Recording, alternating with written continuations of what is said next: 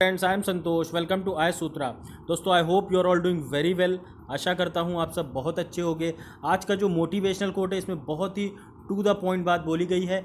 Life में ऐसी कोई भी मंजिल नहीं है जहाँ तक पहुँचने का कोई रास्ता ना हो। मतलब आपने देखा होगा बहुत सारी आपकी लाइफ में उलझने हैं, बहुत सारी प्रॉब्लम्स हैं, लेकिन अगर आप उन उलझनों के बीच से गुजरते हुए अगर कोई रास्ता ढूंढेंगे ना सही, तो आपको वो रास्ता मिल ज़रूर जाएगा और आप अपने गोल पे पहुंच जाएंगे।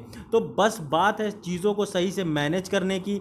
अलग अलग लोग रास्ते चुनते हैं। सभी बच्चों के लिए यूपीएससी का एक ही सिलेबस है, लेकिन कुछ बच्चों के लिए ये लगता है कि यार इतना बड़ा एग्ज़ाम है, इतना सारा सिलेबस है, इतने सारे सब्जेक्ट्स पढ़ने हैं। लेकिन कुछ बच्चों के लिए ये एक it is not a hurdle, it is an opportunity कि जो चीज़ दूसरे बच्चों के लिए टफ़ है उसे हम कैसे अच्छे से मैनेज करके चलें और कैसे हम ये सिलेबस कंप्लीट करते हुए इस एग्ज़ाम को क्रैक करें। तो दोस्तों, बहुत ही कम टाइम बचा है। ज़्यादा से ज़्यादा 8 से 12 दिन का टाइम है। ये पूरा टाइम आप पूरा अप टू फुलेस्ट यूज़ करिए, जिससे कि आपको ये एग्ज़ाम निकालने में कोई भी परेशानी दिक्कत ना आए। तो अभी से मैं आपको ऑल द बेस्ट बोल रहा हूँ, और आगे भी आपको मैं डेली आपको नई नई चीज़ें, नए नए जो मोटिवेशनल कोट के साथ मोटिवेट करता रहूँगा। मेरा भी एग्ज़ाम है, आपको मोटिवेट करता हूँ, खुद भी मोटिवेट हो जाता हूँ। तो ये एक एडिशनल अच्छी चीज़ है। फिर अब मैं आपको दे देता हूँ कोरोना अपडेट। वर्ल्ड में अगर आप देखेंगे तो टोटल 3,12,19,059 केसेस निकल के आ चुके हैं। इंडिया की अगर आप देखेंगे तो लगभग 54,85,612 केसेस टोटल निकल के आ चुके हैं, जिसमें से 43,92,650 केसेस ठीक हो चुके हैं। ये आप एक अच्छी खबर बोल सकते हैं। उसके बाद जो टोटल नंबर ऑफ डेथ्स हो गई हैं इंडिया में, अब ये आंकड़ा 87,909 लगभग आप बोल सकते हैं 88,000 के आसपास पहुंच गया है। फिर आप देखेंगे अगर महाराष्ट्र में, तो महाराष्ट्र सबसे ऊपर पहले की ही तरह बना हुआ है, फिर दूसरे पे आंध्र प्रदेश, तीसरे पे तमिलनाडु। आइडिया रखिएगा। अब यहाँ पे बात की जा रही है एक ऐसे टॉपिक की। आप सोचिए, जिस टॉपिक के बारे में, ये ऐसा टॉपिक है ना जो आज़ादी से पहले भी इस पे कोई ख़ास डिबेट नहीं हुई और आज भी इस पे कोई ख़ास सुनवाई नहीं हुई। क्यों? क्योंकि ये वही जनता है, ये जिसे जो कि अपने नेता को चुन के एक राजगद्दी देती है, और राजगद्दी पे बैठ जाने के बाद वो नेता भूल जाता है कि किस जनता ने हमें ऊपर बैठाया है, और वो अपने मन माफिक राजा बन के करप्शन करता है, क्रिमिनल एक्टिविटीज़ में इन्वॉल्व रहता है, और बहुत ही हीनियस क्राइम्स तक वो कमिट करता है। लेकिन कोई भी उस पर सुनवाई नहीं होती, कोई भी कार्रवाई नहीं होती, क्योंकि पार्लियामेंट ही, आप देखिए अगर सेशन चल रहा होता है, सेशन से पहले और बाद में उस पर कार्रवाई नहीं करी जा सकती, जो सिविल और क्रिमिनल ऑफेंसेस हैं उसके लिए।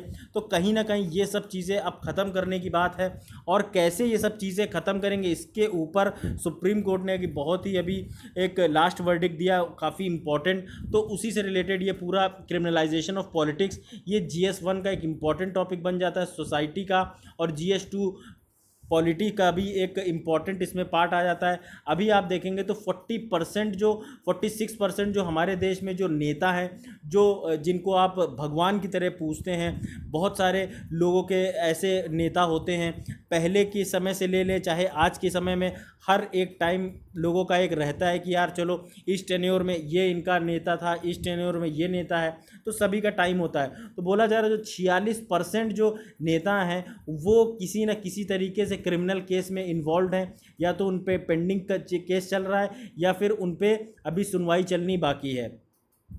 और ये कहीं ना कहीं अपने आप में बहुत ही बड़ा चिंता का विषय है, क्योंकि आप देखिए, जिस नेता को चुन के हम गद्दी देते हैं, जिस नेता को चुन के हम चाहते हैं कि वो हमारे लिए पॉलिसी बनाए, हमारे लिए अच्छे रोड बनाए, अच्छे स्कूल बनाए, स्वच्छ वातावरण रखे, सारी अच्छी सुविधाएं दे, वही नेता अगर इन क्रिमिनलाइज्ड एक्टिविटीज़ में इन्वॉल्व होता है, तो फिर क्या कुछ हमारी पार्लियामेंट की जो गरिमा है वो गिर जाती है। लास्ट वीक अभी सुप्रीम कोर्ट ने बोला है हाई कोर्ट से कि जो एक स्पेशल बेंच अपॉइंट करी जाए, जो कि मॉनिटर करेगी प्रोग्रेस कि जो क्रिमिनल केसेस चल रहे हैं पॉलिटिशियंस के ऊपर, उन पे क्या कार्रवाई की जा रही है, क्या उन पे नरमी बरती जा रही है, कैसे उनको उनके ऊपर आगे ऐसा एक तरीके का आप बोल सकते हैं कि डिसीजन दे के एक पूरी जनता के लिए एक ऐसा बोल सकते हैं आप कि बिल्कुल एक एग्जाम्पल सेट करे जो कोर्ट है, जिससे कि लोग जो है उस चीज़ को फॉलो करें और ख़ुद भी जब उनके अंदर ये मेंटालिटी नहीं आएगी यार जब नेता नहीं बच रहे हैं तो आम आदमी क्या ही बचेगा,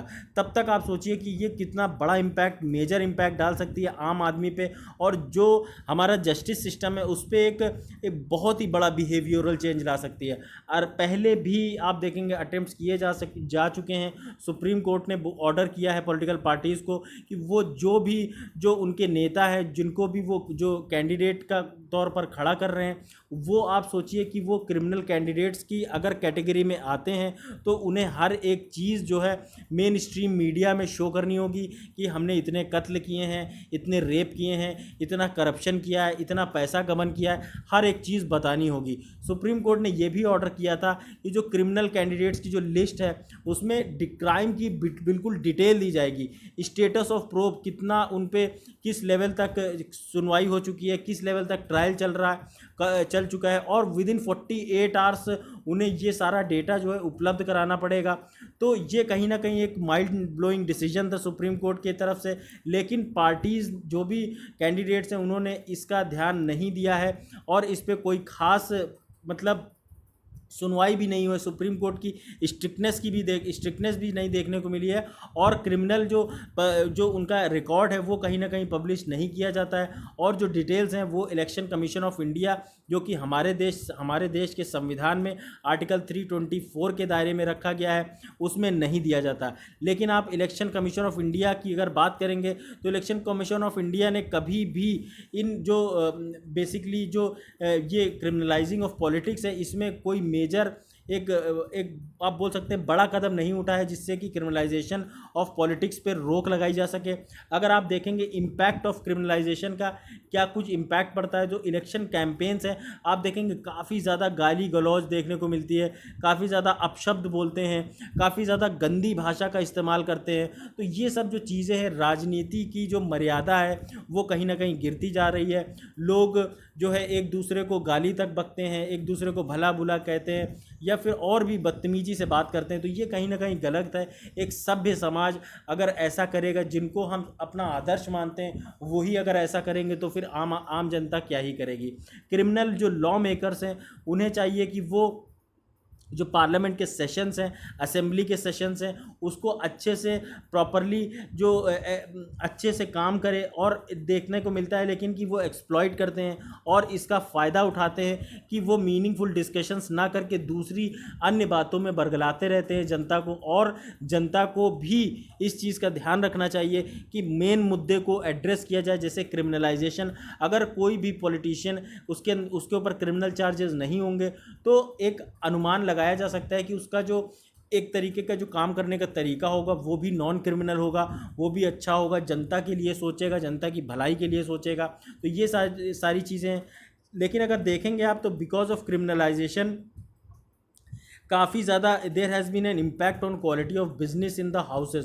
तो जो अगर क्रिमिनलाइजेशन है, मतलब जो एक तरीके से जो क्रिमिनल जो नेचर है उसकी वजह से क्वालिटी जो है हाउसेस की, पार्लियामेंट के अंदर आप देखेंगे राज्यसभा लोकसभा के अंदर जो करप्ट सांसद हैं उनकी वजह से एक माहौल जो है ख़राब होता हुआ नज़र आता है।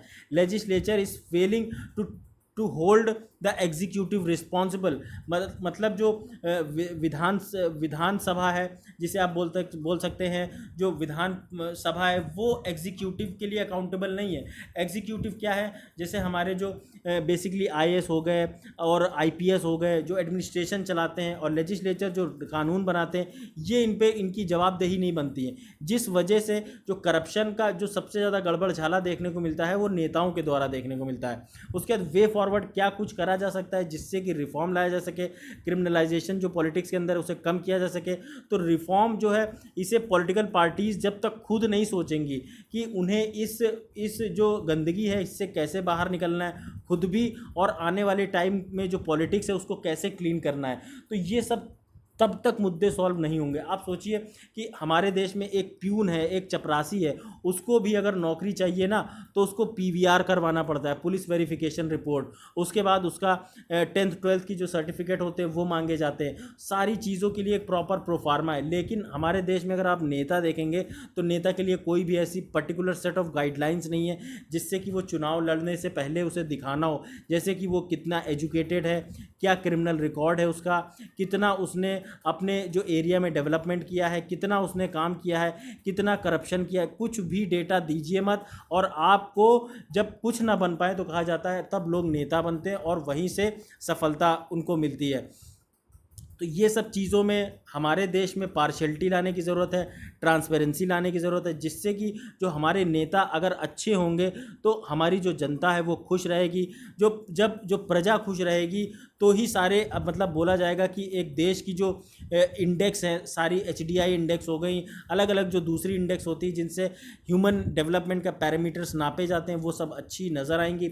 इलेक्शन कमीशन ऑफ इंडिया अगर आप देखेंगे उसके पास पावर्स होनी चाहिए ऐसी कि स्ट्रिक्ट पावर्स होनी चाहिए अंडर इलेक्शन सिंबल ऑर्डर 1968 की वो सस्पेंड कर सके किसी भी पार्टी के रिकग्निशन को, कि वो पार्टी अगर उसमें करप्शन ज़्यादा देखने को मिल रहा है तो उस पार्टी की जो सदस्यता है उसको रद्द करने की क्षमता रखे, और वो किसी के भी जोर दबाव में बात ना करे, काम ना करे, और अपनी इंडिपेंडेंसी मेंटेन करते हुए हमारे जो नेता हैं उनके अंदर जो एक करप्शन का जो एक कीड़ा जो पैदा होते ही उनके घुस जाता है, उस करप्शन से वो बचा के ले जा सके और हमारे देश की जनता को एक बेहतर सरकार, बेहतर एडमिनिस्ट्रेशन की तरफ ले जाए। तो ये सब इलेक्शन कमीशन की भी रिस्पॉन्सिबिलिटी है बहुत ज़्यादा।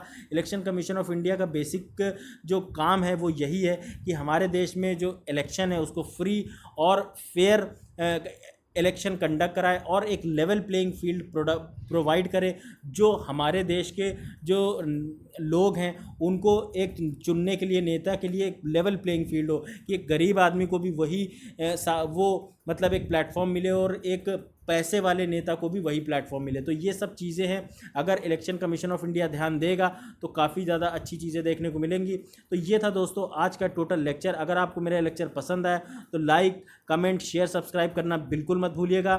थैंक्स अ लॉट गाइस, जय हिंद।